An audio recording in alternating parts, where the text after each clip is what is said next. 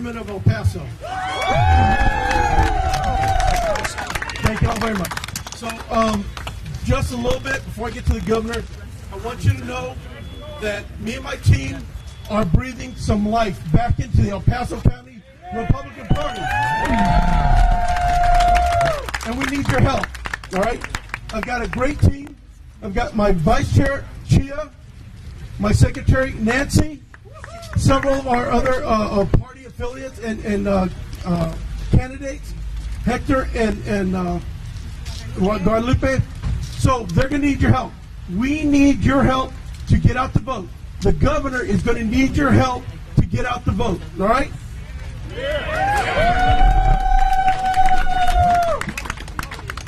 So, again.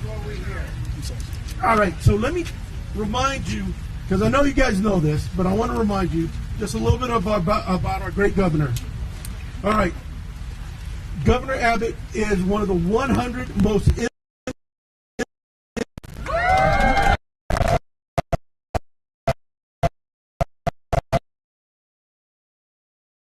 so this is the first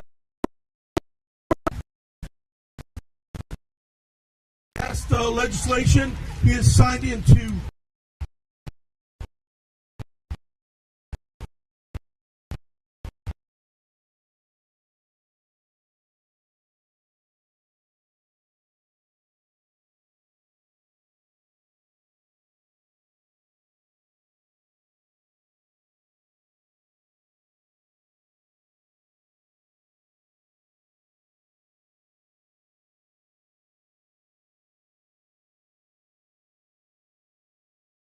State of Texas has been named the best state for business in America.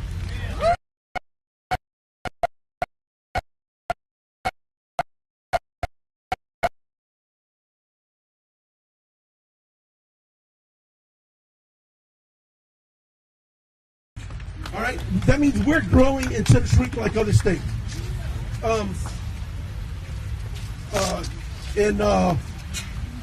We have 54 Fortune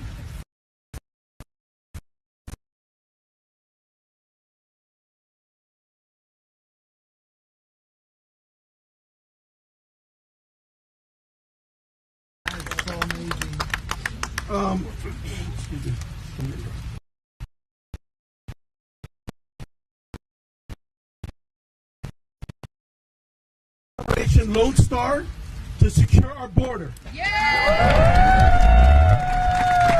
Everyone here knows how bad it was here in El Paso before Governor Abbott forced action and started helping us and saving us, all the crime and everything else that was going on. I used to go downtown, it was horrible. So I want to thank you, Governor, very much for that. I experienced it firsthand.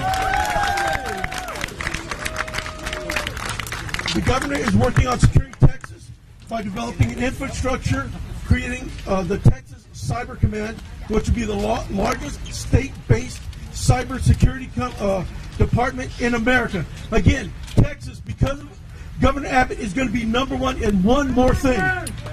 All right, so I want you all to join me in thanking Governor Abbott and his leadership for leading Texas and coming here to El Paso. And thank you very much, Governor. Great job for the El Paso Republican County Party. Howdy, El Paso. Good to be back again. Normally we do this inside here, but the crowd got so large they said, you got to take it outside.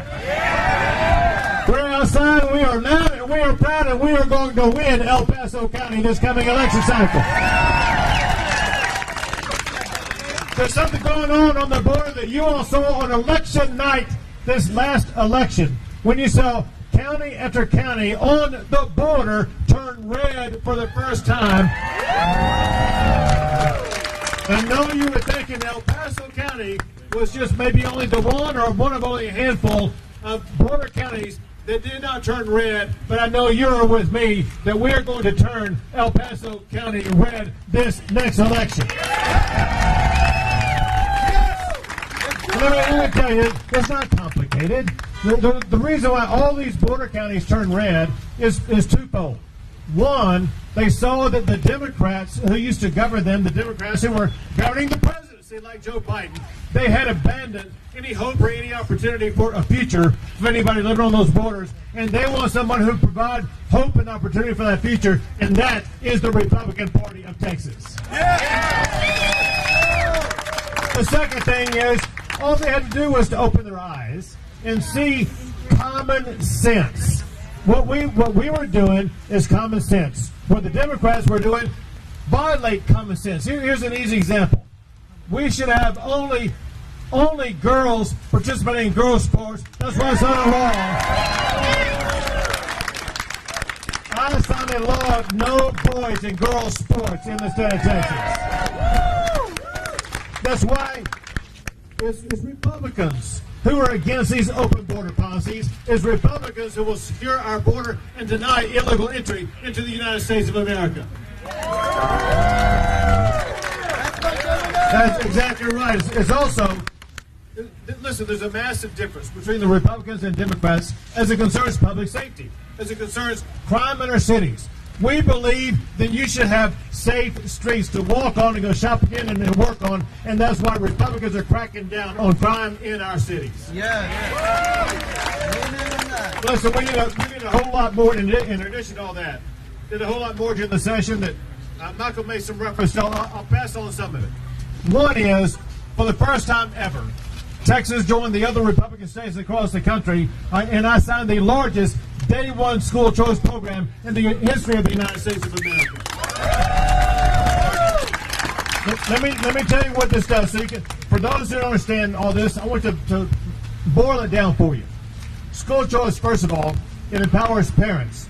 Nobody knows a child better than a parent does. That parent knows that the child is succeeding or not succeeding back in that school. We want to empower those parents to choose the education pathway that's best for their child. Second, on special education, I'm going to come to that because I'm telling you, what we're providing this session is the largest increase ever for special education in the state of Texas. But second, know this, and that is, listen, on special education, the key part of it, but there's so much more. It's a subset. It's a subset. Visit with you a second. Listen, what we're doing together on education, we're creating a design. Part of the design is focused on school choice. Part of it is that we provided the largest increase in education funding for public schools, more than $8 billion for public schools in the state of Texas. Third, as Michael made reference to, the largest teacher pay raise in the history of Texas. We want to make sure we are attracting and retaining the best and the brightest teachers in our classrooms for our students. And then curriculum. We saw in the aftermath of COVID some of the horrible things being crammed down the throats of our kids, and so many parents were so angry about it. That's why we changed curriculum. We eliminated the woke agendas from our classrooms. We're focusing on education, not indoctrinating our kids in the classroom anymore. So let me tell you what is really behind all this, and that is, yes, we wanted to pass school choice. Yes, we wanted to empower Texas. But I'll tell you this. Anybody's heard me speak before know that I typically start out by talking about all the ways in which Texas ranks number one. If all I did was to get up here and read off a list of all the ways we rank number one, that would be a 30-minute speech. But so what I decided, I'm the first governor in the history of Texas to say, we need to add another number one ranking to our record. Texas must become number one in educating our kids. And when you put all those pieces together, we're on the pathway to taking the step to make sure we are going to be ranked number one in educating our kids. But listen, there's a lot more that we did from a practical perspective. This is common sense, and that is we protected the privacy of women in their restrooms here in the great state of Texas. Listen, we passed the toughest law that bans foreign adversaries from being able to buy land in our state. You should not have the Chinese trying to buy land next to Fort Bliss, and now they're prohibited from doing so. We're going to protect our military installations here in Texas. there's a lot to do between now and this next November, gearing up for the election process. But there's an election going on right now. Early voting began this Monday. It goes through next Friday. And then the first Tuesday, there's an election taking place where there are very important 17 constitutional amendments where we're counting on you to help change the future of Texas. Let me walk you through some of these so you can know what's at stake and why you have to go vote. One is focusing on what's called fixing the broken bail system. Because of the leftist judges we have in the state, because of people who wanted to not obey the law, there were people who were arrested for murder and then let out by these progressive judges only to murder somebody else. That's outrageous. And so we rewrote the bail law, however, it requires a constitutional amendment. And what that means is you have to go vote on this. It's Proposition 3. Vote yes on Proposition 3 to ensure that our most dangerous criminals, murderers, rapists, and human traffickers, they will be kept where they belong, behind bars while they await trial. Vote yes on Proposition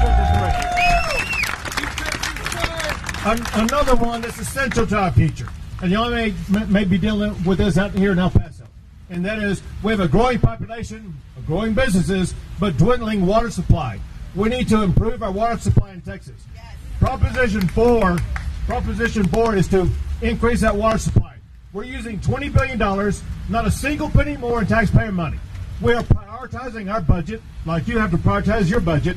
We are prioritizing our budget, saying water is important, and we want to use this $20 billion to make sure that half of it will be used to fix broken and leaking pipes.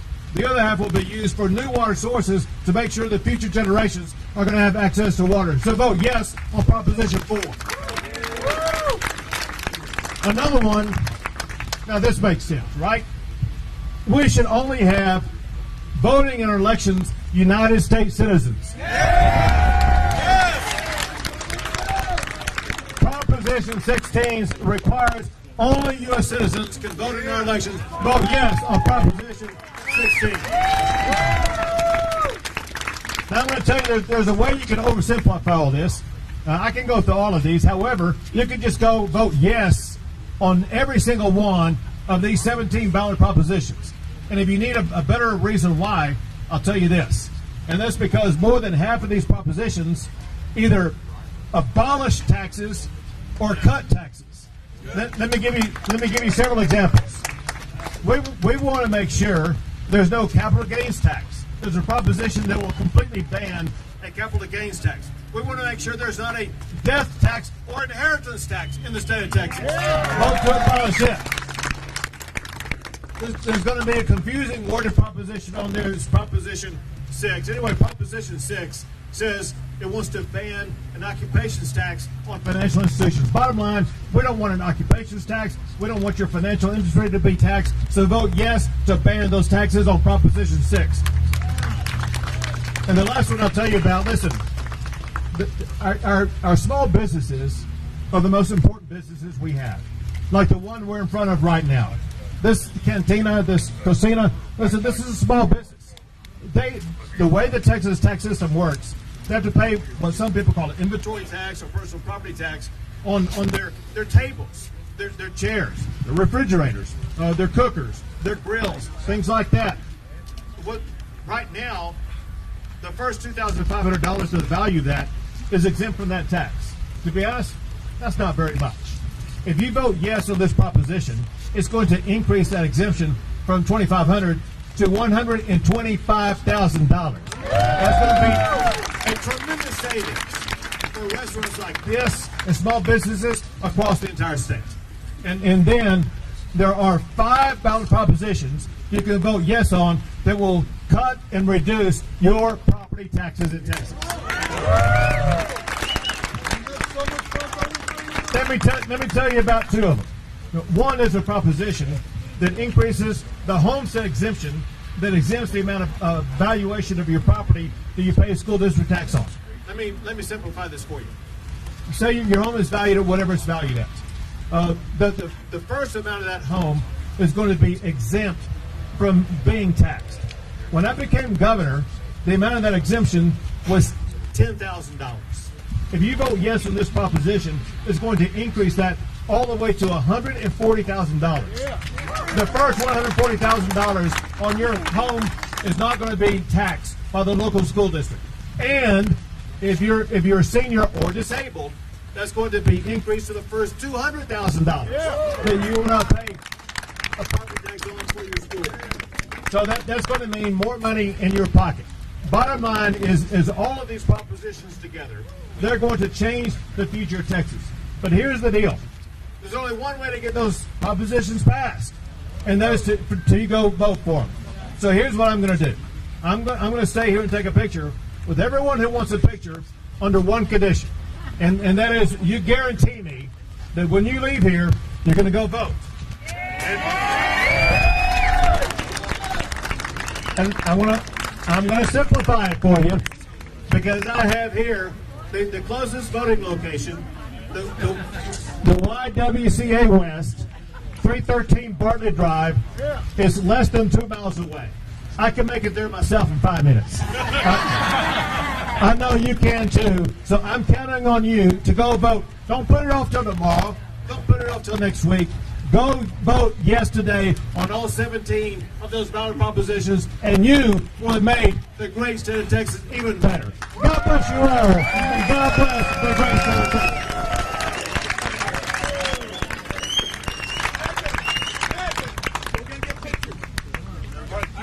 We're starting from right over here, right, and we're working this way. Everybody else, I'm sorry, we're starting right over here. Sorry, on the right side. And I'll tell you guys whenever it's time for the interview. You guys up. Yeah.